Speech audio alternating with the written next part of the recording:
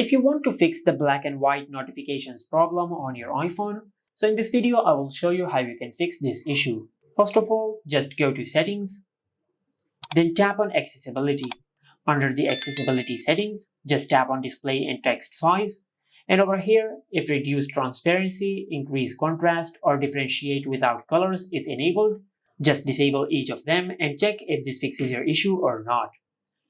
Now just go to your home screen and open the Notifications panel. And over here, just check if this fixes your issue or not. If this did not fix your issue, then just follow the next step. For that, just go back to Settings, and under Settings, just tap on Display and Brightness. And over here, you will find the option of Liquid Gloss. Just tap on it.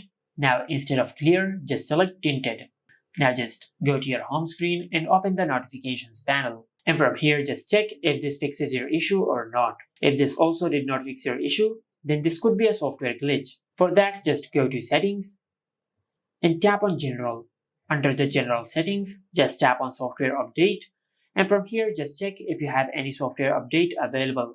If you have any software update available, just update the software of your iPhone. But if this also did not fix your issue, then just go back, and under the General settings, just tap on Transfer or Reset iPhone. Tap on Reset, and from here just select Reset All Settings. Then enter your lock screen PIN, and tap on Reset All Settings. And by resetting all the settings, you will not delete any data of your iPhone.